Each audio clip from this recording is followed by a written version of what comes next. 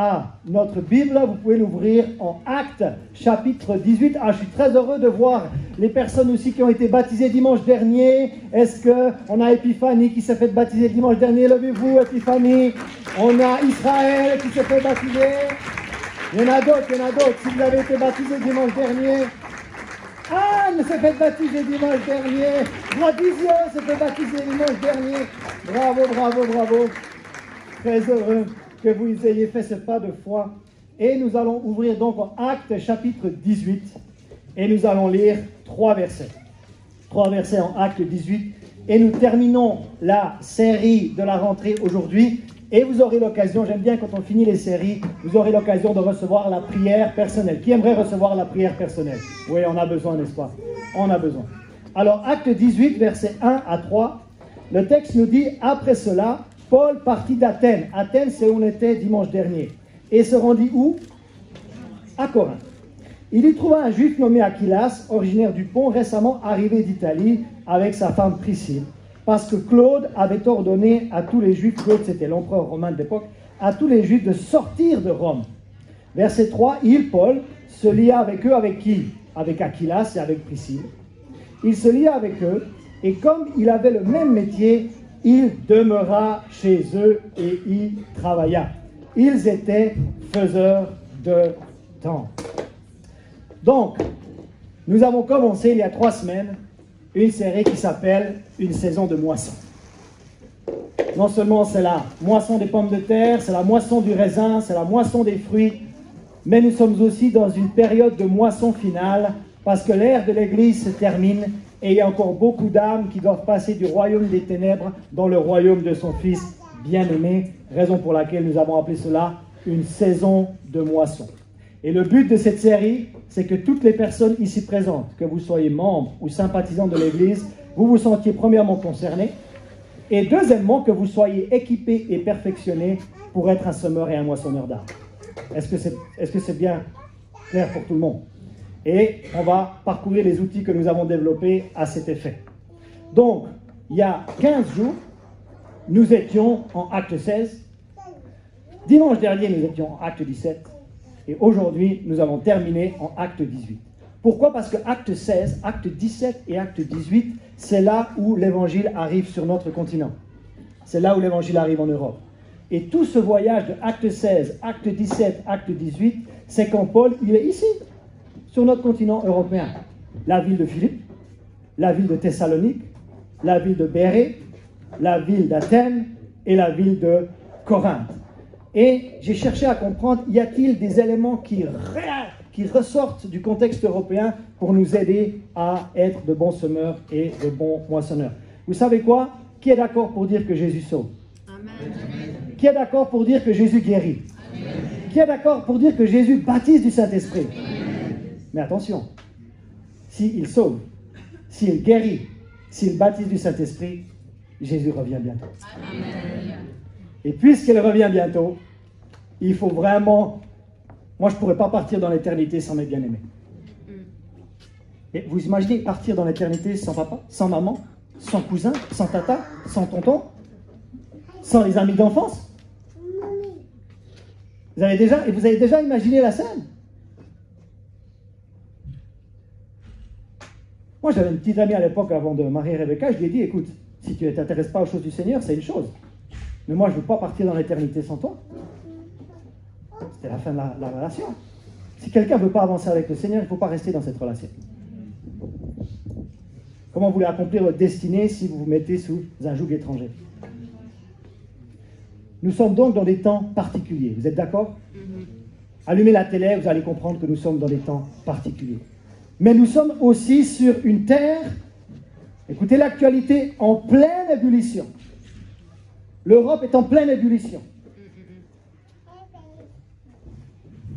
Et il nous faut comprendre non seulement les temps dans lesquels nous sommes, mais la terre sur laquelle nous sommes. Et si nous retournons à acte 16, là où l'évangile arrive en Europe,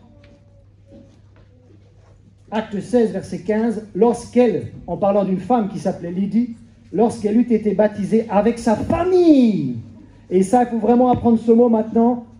Dans l'église, je vais beaucoup vous parler de l'oikos.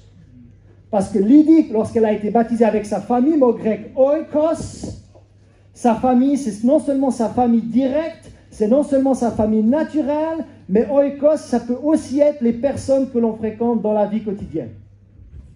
Et lorsqu'elle a été baptisée avec sa famille, mot grec oikos, elle nous fit cette demande. Si vous me jugez fidèle au Seigneur, entrez dans ma maison et demeurez-y. Et elle nous pressa par ces instants. Donc on voit en acte 16 qu'il y a une femme qui a été d'abord touchée et toute sa famille a suivi. Est-ce que vous avez envie de voir toute votre famille touchée par l'évangile? Waouh!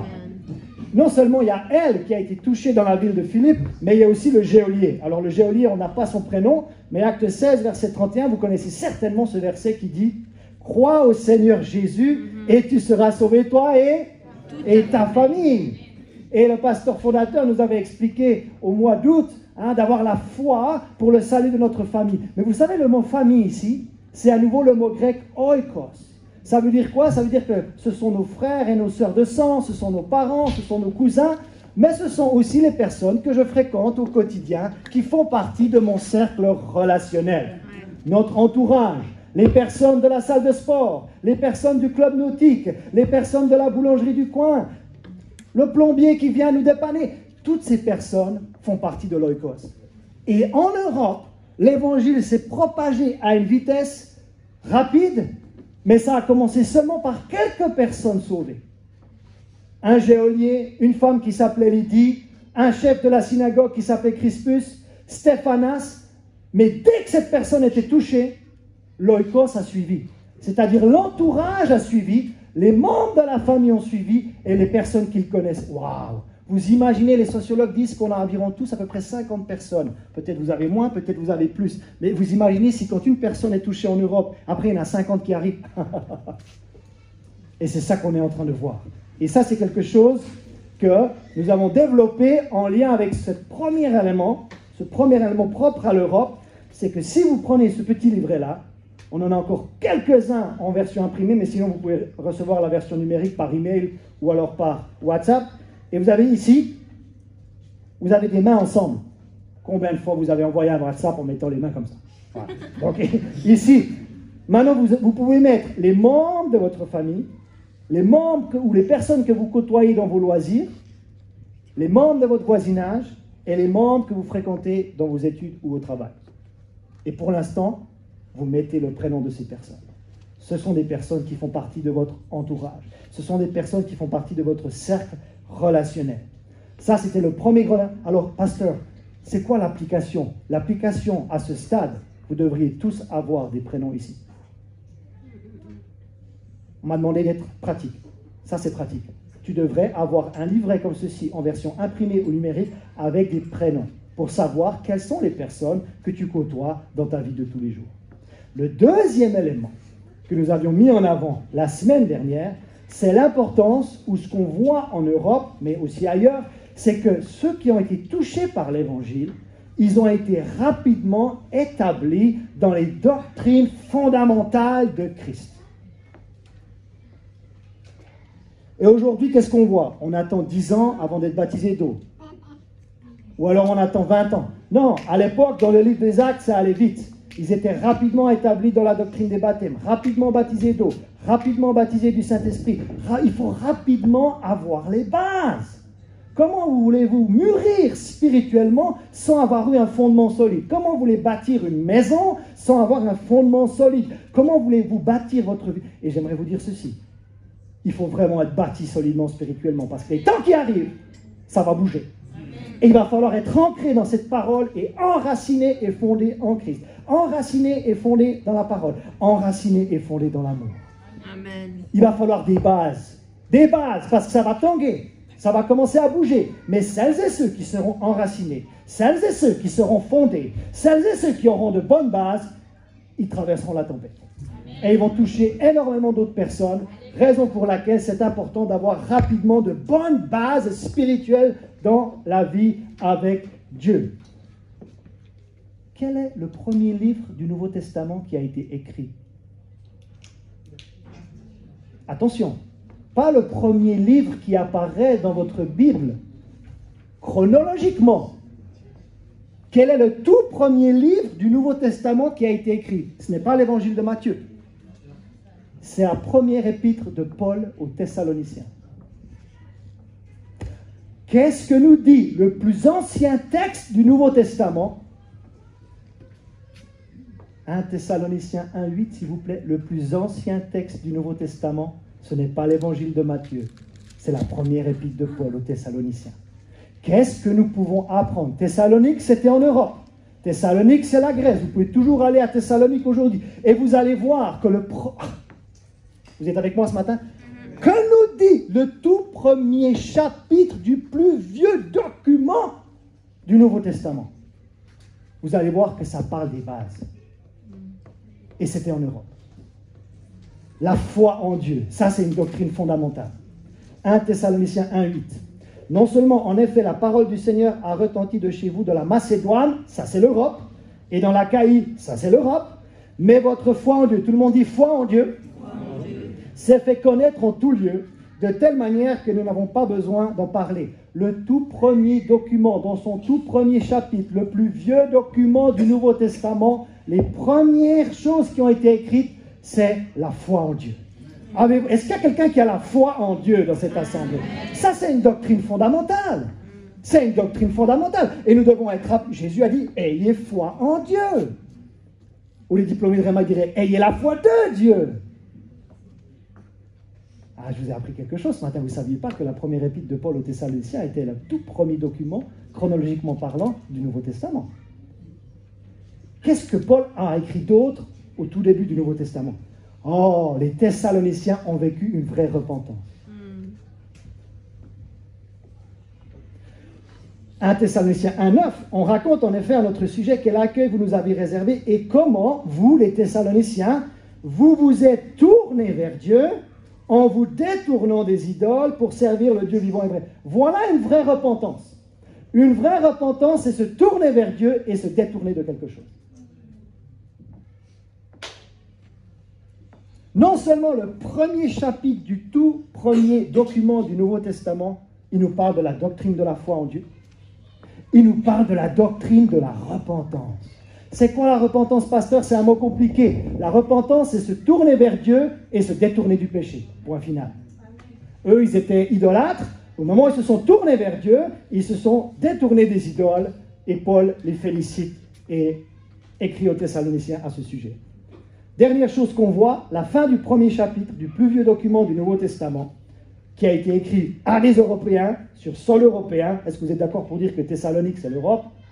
À l'époque, on l'appelait l'Empire romain, parce que les Grecs s'étaient fait envahir par les Romains. 1 Thessaloniciens 1,10, il nous dit « Et pour attendre des cieux son Fils. » Attention, qu'il a ressuscité des... Oh, la doctrine de la résurrection, elle est là.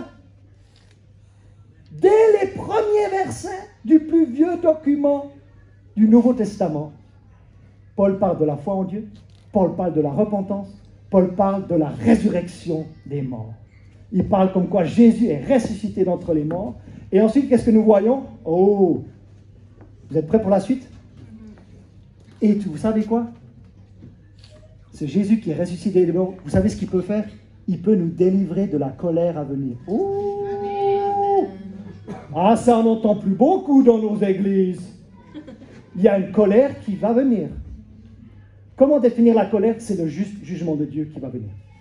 Mais on a besoin d'être sauvé, c'est-à-dire qu'on a besoin d'être délivré. Ça, c'est la doctrine du salut. Est-ce que vous voyez comment, dès le début, ces chrétiens européens ont été enracinés et fondés dans les doctrines fondamentales de Christ? La foi en Dieu, la repentance, la résurrection des morts et le jugement éternel. Waouh! Raison pour laquelle maintenant nous avons un autre outil, en plus de celui-là, nous avons un autre outil qui s'appelle comment? L'ABC de la doctrine de Christ. Alors je ne sais pas si on a de quoi afficher, parce que... mais bref, pour l'instant, c'est un document qui existe que sous forme numérique. Donc après avoir posé des prénoms ici, qui constituent votre entourage, pasteur, dis-moi concrètement, pratiquement, qu'est-ce que je suis censé faire? Compléter le livret ABC. Ça a pris une semaine à Rafi. Ça a pris une semaine à lire, peut-être vous, ça va vous prendre un mois, peut-être vous, ça va vous prendre 2 mois, mais vous allez être comme les Thessaloniciens dès le début, ou peut-être vous êtes chrétien depuis longtemps, mais ça va vous faire du bien, je vous assure. Vous allez être enraciné et fondé dans quoi? Enraciné et fondé dans la repentance, vous allez être enraciné et fondé dans la foi en Dieu, enraciné et fondé dans les baptêmes, enraciné et fondé dans l'imposition des mains, enraciné et fondé dans la résurrection des morts, enraciné et fondé dans le jugement éternel. Et une fois que tu l'as fait, j'ai dit seulement quand tu l'as fait, tu as le droit de le donner à quelqu'un d'autre. Tu ne le donnes pas à quelqu'un d'autre tant que tu ne l'as pas complété par tes soins. Parce que sinon, tu ne vas pas savoir de quoi tu parles. Et tu vas commencer à pouvoir faire des disciples basés sur les doctrines fondamentales de Christ. Mais d'abord, il faut que toi, tu sois enraciné et fondé dans les doctrines fondamentales de Christ. Vous voyez, la vie chrétienne commence par recevoir Christ. Après, on marche en lui. Après, on est enraciné et fondé en lui. Waouh! Donc, une fois que vous avez mis des prénoms ici, qu'est-ce qu'on fait?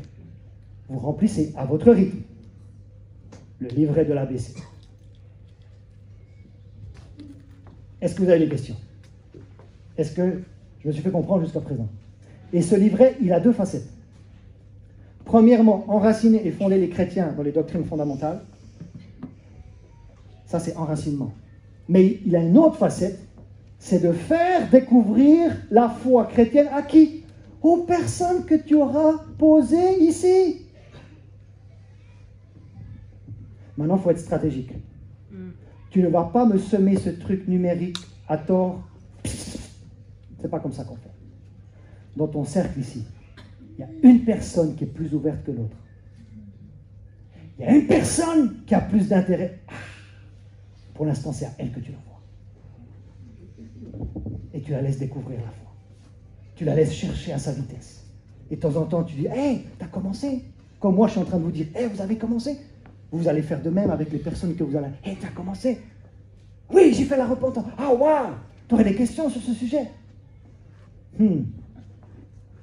Qui est prêt à devenir un faiseur de disciples? Parce qu'un disciple forme toujours des disciples. Vous ne pouvez pas devenir un disciple de Jésus sans faire d'autres disciples. Ce n'est pas possible.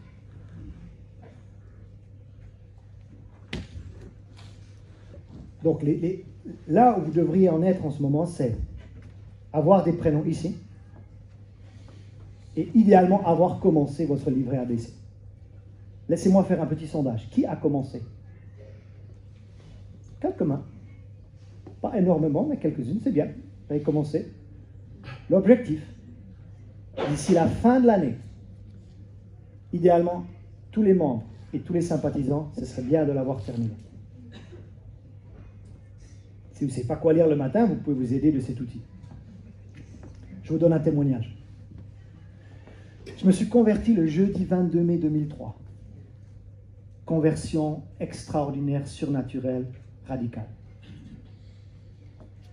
Chez moi, après avoir lu la Bible pendant 10 jours, ou des extraits de la Bible et surtout les évangiles, chaque fois que je voyais une parole de Jésus qui m'interpellait, je la recopiais, noir sur blanc sur un papier.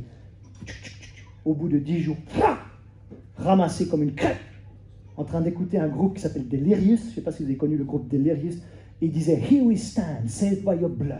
Ici, nous nous tenons, sauvés par ton sang. Philippe, totalement saisi par l'amour de Dieu, totalement saisi par ce que Christ avait fait pour moi, je me retrouve par terre, en larmes. Tout d'un coup, mon être intérieur se lève et j'entends « Bienvenue dans le royaume ». Wow. Ça, c'était surnaturel. Mais vous savez ce qui m'a manqué? Les 2 premières années de ma vie chrétienne, de 2003 à 2005. J'avais pas d'église locale, j'avais pas d'amitié chrétienne. Vous savez ce qui m'a manqué? C'est d'avoir un outil qui aurait pu me permettre d'être enraciné et fondé dans les doctrines fondamentales de Christ dès le début. Et d'avoir un référent à qui j'aurais pu poser des questions. Et voilà ce qui nous manque en Europe. Et ce qui est en train de faire vraiment exploser, dans le bon sens du terme, l'évangile dans les pays émergents, c'est qu'ils savent accompagner les nouveaux convertis. Et en Europe, on ne sait pas le faire. Ou moins bien le faire. Donc la première étape, si seulement j'avais eu... Vous savez, en fait, cet outil, je l'ai rédigé en pensant à ma propre vie. Je me dis, qu'est-ce qui t'a manqué dans ta vie chrétienne, en 20 ans de vie chrétienne? Les 2 premières années. Je parle au pasteur. Est-ce que tu seras intéressé d'utiliser ce... Oh, pasteur Philippe! Oui, envoie-moi ceci pour les nouveaux chrétiens, les nouveaux convertis, s'il te plaît. tous les pasteurs sont là, j'ai besoin d'aide pour accompagner les nouveaux convertis. Mais ce n'est pas seulement moi qui vais les accompagner, c'est vous. Vous imaginez si, en plus des 4 pasteurs, on a 200 personnes capables d'accompagner les nouveaux convertis dans les doctrines fondamentales de Christ. On va commencer à avoir du fruit. Hein? Oh oui, je vois quelqu'un qui lève sa main en disant oui, c'est important, c'est ça qu'il nous faut. Qu'est-ce qui vous a manqué au début de vos vies chrétiennes? Moi, si seulement on m'avait donné quelque chose de ce genre, où j'aurais pu chercher par moi-même et après poser une question à quelqu'un, « Hey, aide-moi à comprendre le baptême d'eau, aide-moi à comprendre le baptême du Saint-Esprit, aide-moi à comprendre la repentance, aide-moi à comprendre ces choses. » Mais souvent, on ne peut pas le faire parce qu'on ne l'a pas fait avec nous. Allô? Souvent, on ne peut pas le faire parce que personne ne l'a fait avec nous. Mais remerciez le Seigneur pour votre pasteur. Parce que j'ai pris un certain temps pour le rédiger. Mais c'est pour vous équiper, vous. Mais après, c'est vous qui allez équiper d'autres. Et après, ce sont d'autres qui vont équiper d'autres. Alors, ce sont d'autres qui vont équiper d'autres jusqu'à plusieurs générations. Et plus il y aura de générations, plus ça sera exponentiel et plus on va toucher de personnes. Waouh! Je m'attendais à un peu plus d'entrain dans cette assemblée. Maintenant, ce qui me paraît important pour terminer cette série, c'est qu'on revient maintenant à Corinthe. On a vu Acte 16, comment une personne touchée peut déclencher beaucoup d'autres conversions. Ça, c'est vraiment propre à l'Europe. Ensuite, on a vu que les Thessaloniciens, par exemple, la prédication de Paul à Athènes, elle a tout de suite touché les doctrines fondamentales de Christ. Maintenant, on a aussi un outil qui nous permet d'être établis et enracinés rapidement dans les doctrines fondamentales. Maintenant, allons à Corinthe. Et à Corinthe, en Acte 18, versets 2 et 3, il y a quelque chose qui se passe. C'est la dernière ville européenne que Paul va visiter. Et il nous dit en Acte 18, versets 2 et 3, Paul, il trouva un juif nommé Aquilas. Donc Paul, il était en train de venir d'Athènes et il arrive à Corinthe. Et à Corinthe, il y trouva un juif nommé Aquilas, originaire du Pont, récemment arrivé d'Italie avec sa femme Priscille. Oh, un couple dans le ministère. Amen. Aquilas et Priscille. Oh, est-ce que vous avez vu ce film? Parce que sinon on organise une projection ici. Avez-vous vu ce film? Paul, apôtre de Christ. Je l'ai vu 2 fois en ses vacances. Je l'ai vu une première fois, je me dis, il est trop bien. On voit le binôme, Luc et Paul ensemble, magnifiquement scénarisé. Et on voit le trinôme, Paul, Priscille et Aquilas. Donc, en lançant les vacances de la Toussaint, on pourrait faire une projection en regardant Paul, apôtre de Christ. Et ça va nous inspirer pour les binômes, pour les trinômes, ça va vraiment nous aider. Mais, je ne suis pas cinéphile, hein. Franchement, je regarde peu de films. Mais je l'ai vu 2 fois, celui-là. Tellement il m'a plu.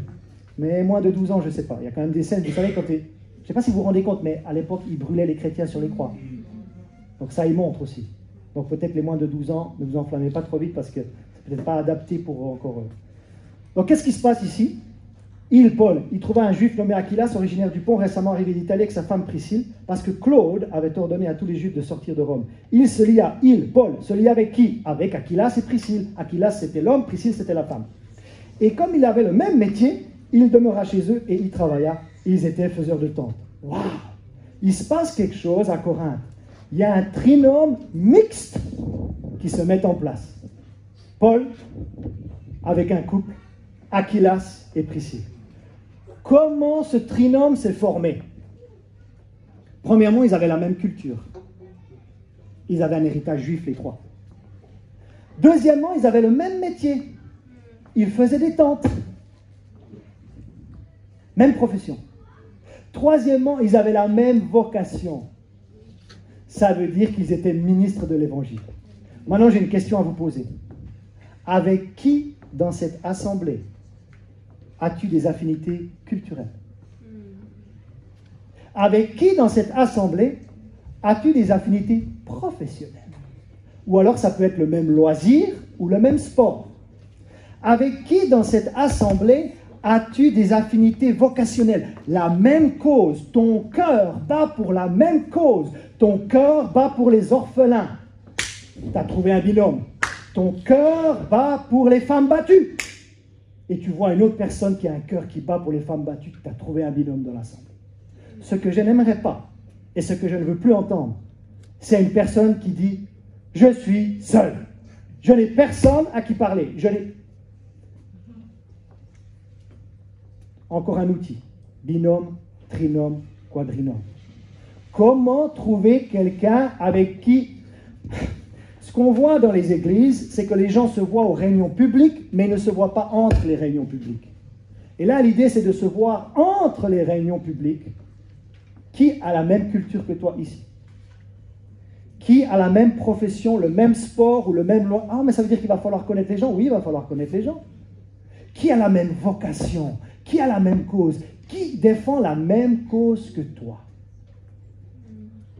Moi, je défends la cause politique. Ok, qui défend la cause politique? Qui aurait la même couleur politique que toi ici? Commence à chercher.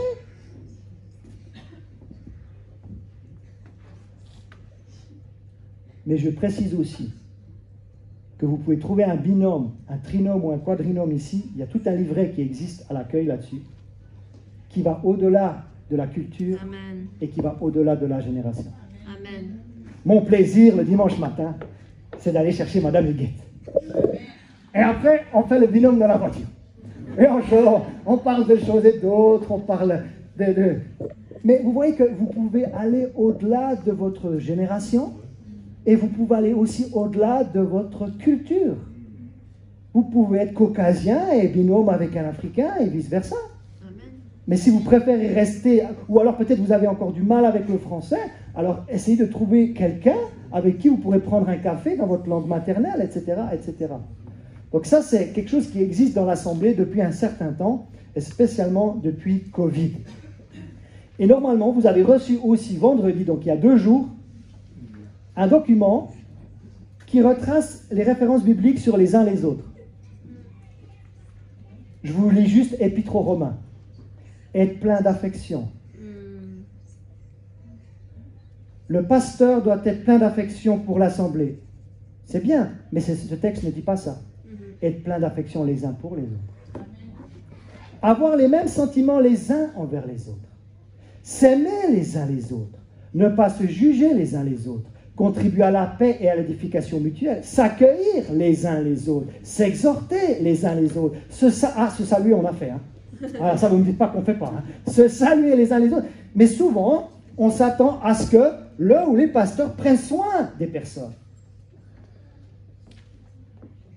Mais Paul enseigne que ce sont les personnes entre elles qui le font. Nous, on pense toujours que ça doit venir du pastorat vers l'assemblée. Mais je pense qu'il y a suffisamment de références bibliques pour nous faire comprendre que les églises que Paul implantait, ce n'était pas juste un pasteur qui s'engageait à prendre soin des personnes, ce sont les personnes qui s'engageaient à prendre soin les uns envers les autres. Parce que tu vas peut-être prendre connaissance d'une situation, quelqu'un est hospitalisé, tu le sais, et moi je ne le sais pas. Oui. Donc prends des nouvelles de la personne. Oui. Pensez pas qu'on va devenir beaucoup plus fort si on va commencer à bâtir sur un modèle biblique les uns les autres. Où est-ce qu'on vit ceci? C'est le modèle les uns les autres se vit prioritairement dans une petite communauté. Parce que à 200, ça devient trop nombreux. Mais 2, 3, 4 personnes, on peut avoir un regard bienveillant les uns. Est-ce que je me fais comprendre ce matin? Et s'il vous plaît, n'oublions pas nos seniors. J'ai dit, n'oublions pas nos seniors. Amen.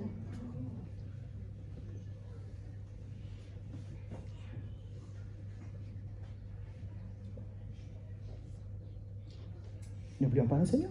Amen. Moi, quand je vois dans un transport public des jeunes qui ne se lèvent pas pour des personnes âgées, moi, ça me fait tourner. J'ai dit, mais on en est arrivé à quel stade ici? Où on n'a même plus l'honneur envers nos seniors. Quand vous voulez qu'une société réussisse, tu peux changer le président. Mais si dans les mœurs de la société, il y a tellement des choses qui se dégradent, ça va être difficile pour le meilleur président de la République de relever ça.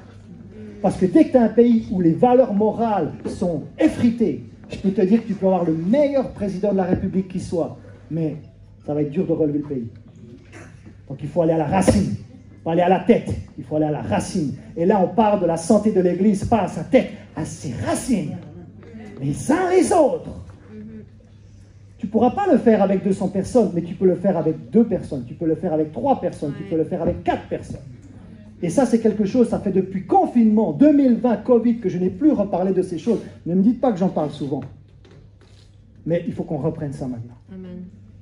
On ne veut personne ici qui se sente esselé, isolé, mis à l'écart, rejeté, ostracisé. Non. On veut que chacun se sente membre de la famille de Dieu. Amen. Mais je ne peux pas le faire tout seul. Les pasteurs, on ne peut pas le faire tout seul. On a besoin de vous. Ouais. Mais là où j'aimerais terminer cette série et ce matin, c'est en vous faisant comprendre ceci. Si tu mènes quelqu'un au Seigneur, si tu as fini ton livret ABC et tu l'as donné à quelqu'un, la personne a tellement répondu favorable à ce livret que maintenant elle veut suivre Jésus.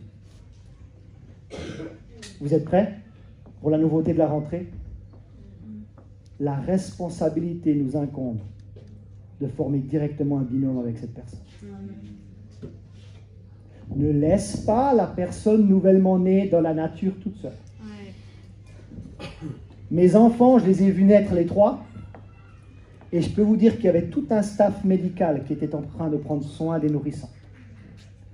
Et spirituellement, c'est exactement la même chose. Une personne qui naît de nouveau, elle a besoin d'attention, elle a besoin d'être accompagnée.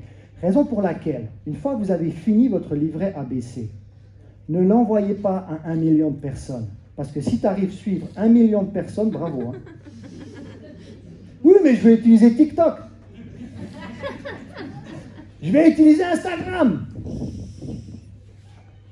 Moi, je te dis, une fois que tu as fini ton livret, ça veut dire que tu débloques ton oikos. Ça veut dire que tu peux maintenant l'envoyer. Attention. Quand vous finissez votre livret, on va vous envoyer le livret avec les réponses. Mais quand vous donnez le livret, vous envoyez le livret... Marlène, bravo, sans les réponses. Vous n'envoyez pas le livret avec les réponses. Vous envoyez le livret sans les réponses. Mais maintenant, il y a quelqu'un qui dit, moi je m'intéresse vraiment à la foi, j'ai complété le livret, j'ai beaucoup appris. Si toi tu l'as donné personnellement, un nouveau binôme se forme.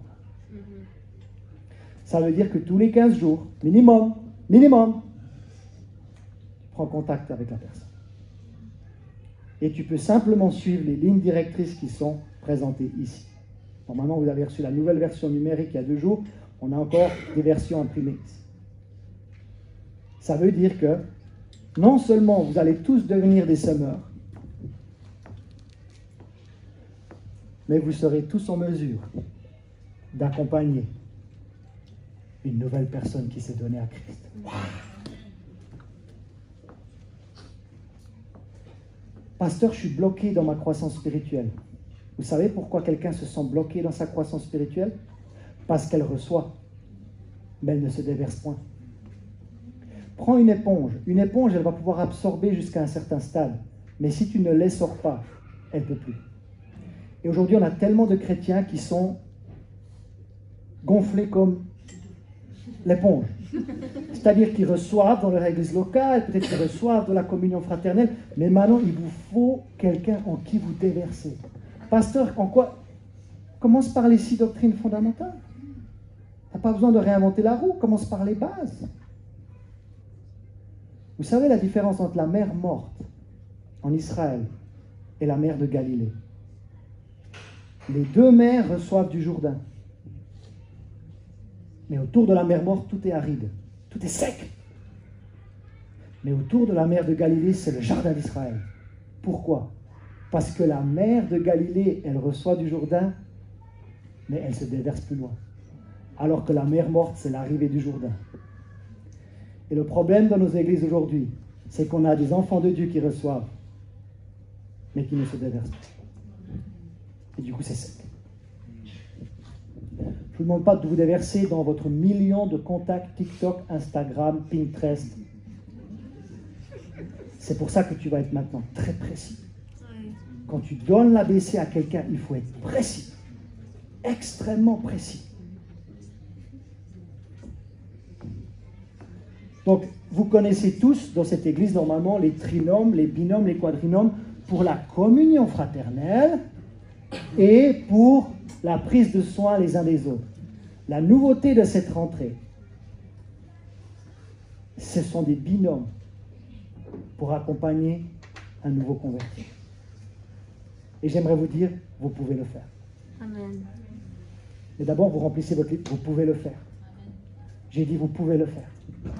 Vous pouvez le faire. Et la qualité avec laquelle vous allez le faire avec une ou deux ou trois personnes va déterminer la qualité avec laquelle ils vont le faire avec de nouveaux convertis. Et plus on aura cette succession-là, plus ça sera exponentiel et plus il y aura du fruit. On a vu Priscille, Aquilas et Paul former un trinôme. Et j'aimerais encore vous montrer ce verset où Aquilas et Priscille ont pris quelqu'un de plus jeune qu'eux dans la foi pour l'emmener à un autre niveau. Il s'appelait Apollos. Acte 18, verset 26. Il, Apollos, se mit à parler librement dans la synagogue. Aquilas et Priscille, l'ayant entendu, le prient. Oh, la clé, elle est là. Acte 18, verset 26. Il se mit à parler, il, Apollos, se mit à parler librement dans la synagogue. Aquilas et Priscille, l'ayant entendu, le prirent avec eux et lui exposèrent plus exactement la voie de Dieu. Vous voyez comment Priscille et Aquilas avaient un premier trinôme avec Paul, mais je pense qu'ils étaient plus ou moins au même niveau spirituel. Mais comment ils ont pu former un autre trinôme avec quelqu'un de plus jeune? Tout le monde dit plus jeune. Pas forcément plus jeune en âge, mais plus jeune dans son chemin de foi. Et ils l'ont pris avec eux, ils l'ont accompagné, ils lui ont exposé davantage les choses concernant de Dieu. Oh, mais pasteur, moi j'ai rien à dire. Si tu es sauvé et tu accompagnes quelqu'un de non sauvé, tu as quelque chose à dire. Si tu es baptisé et tu accompagnes quelqu'un de non baptisé, tu as quelque chose à dire. Si tu es baptisé du Saint-Esprit et que la personne n'est pas encore baptisée du Saint-Esprit, tu as quelque chose à dire. Arrêtez de croire qu'il faut avoir un stade de bac plus 10 spirituel avant de se déverser dans de nouveaux chrétiens. C'est ça qui nous manque en Europe. Avec quel résultat?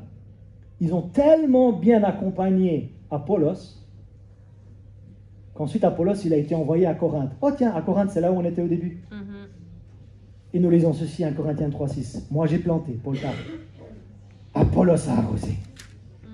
Mais c'est Dieu qui a fait croître. Et si, le nouveau converti que tu vas accompagner était un futur Apollos. Et si le nouveau converti que tu vas accompagner serait l'apôtre Paul comme pour Ananias. Et si le futur nouveau converti que tu vas accompagner en l'établissant dans les doctrines fondamentales de Christ, c'était un Timothée. Parce que Timothée, il a accompagné Paul et Silas pour partir. Ils sont arrivés en Europe, il y a Luc qui s'est ajouté à eux. Vous savez quoi? Timothée est devenu le pasteur de la plus grande église numérique de l'époque, qui est montée jusqu'à 25 000 personnes, parce qu'il a été bien accompagné au début. Et ce qui nous manque aujourd'hui, et mon témoignage vivant le prouve, j'ai perdu 2 ans de vie chrétienne dans les 2 premières années de ma conversion. Je ne regrette pas parce qu'aujourd'hui c'est une leçon apprise. Mais je n'avais pas d'église, je n'avais pas d'amitié chrétienne, je suis tombé dans le péché. Mais si j'avais reçu un outil pour m'aider et un référent à qui parler, waouh! Quand je suis revenu de l'école de disciples, il y a quelqu'un qui a investi dans ma vie. On était 4 jeunes hommes, on se retrouvait, on mangeait le poulet yassa le dimanche soir et on se racontait notre semaine, on priait ensemble, on priait pour notre semaine. Mais ça a réussi. Il y a beaucoup de personnes qui partent dans des écoles de disciples ou des écoles bibliques, mais certaines fois, la sortie de l'école est dure.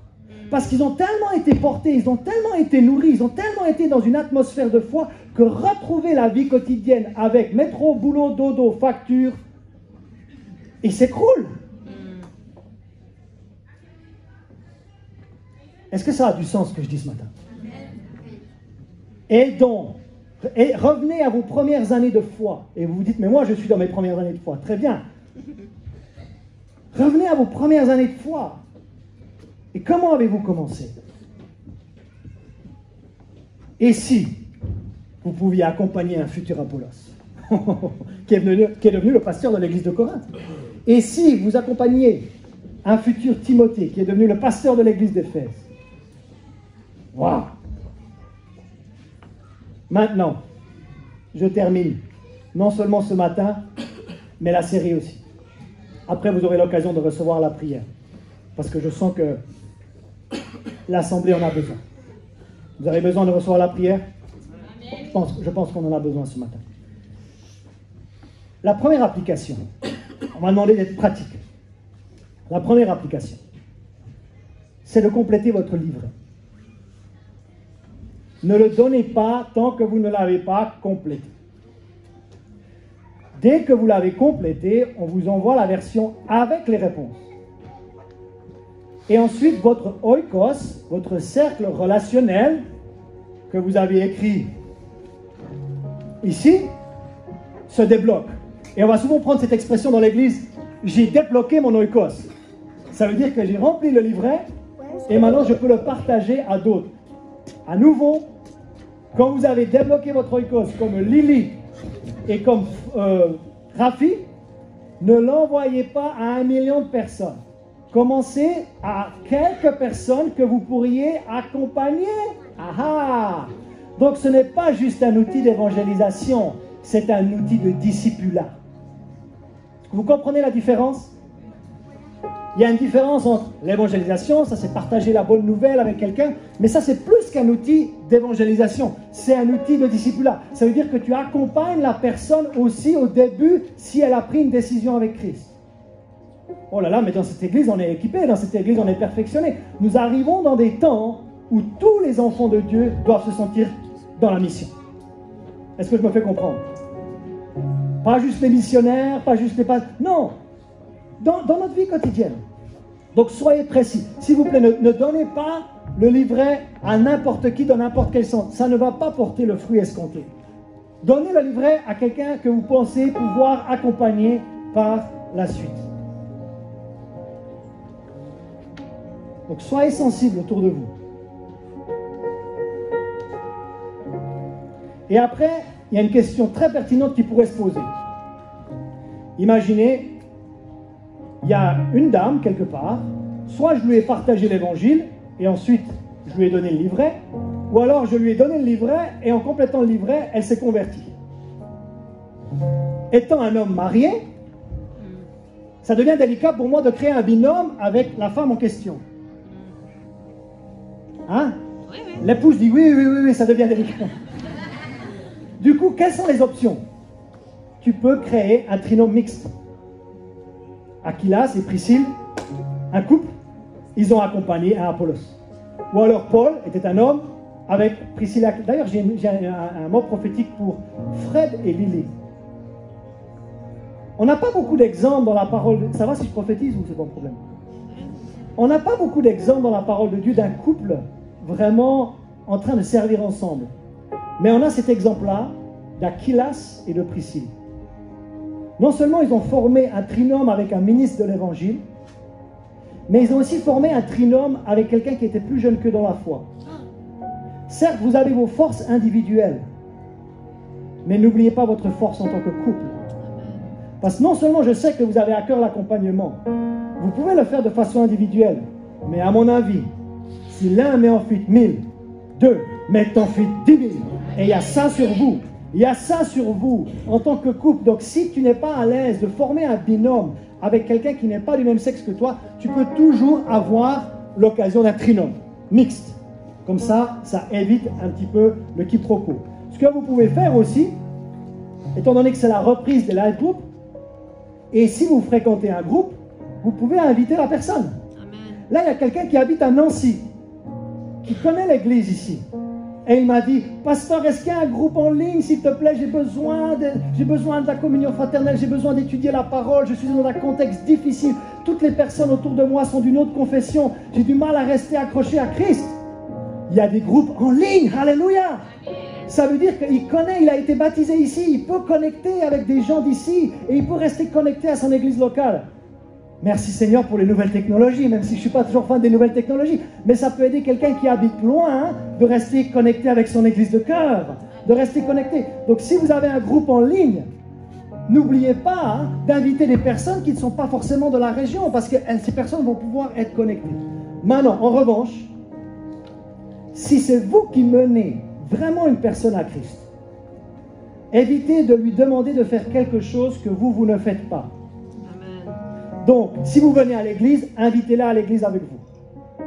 Si vous êtes dans un live group, invitez la personne au live group avec vous. Ou alors, vous créez un binôme avec elle. Mais vous comprenez que si moi je ne suis pas, par exemple, dans un live group et je dis à la personne, va dans un live group, et elle ne voit pas la personne qui l'a menée au Seigneur, ça crée quelque chose à déséquilibre, vous voyez? Donc on n'est pas en train de donner un bon exemple. Waouh! La saison de l'assemblée, de la rentrée, s'achève. Mais nous avons développé des outils. Et ces outils peuvent faire en sorte que chaque membre de l'Église, là il n'y a pas l'ABC, que chaque membre de l'Église, que chaque sympathisant de l'Église, et que chaque personne qui connaît et qui apprécie l'Église de près ou de loin,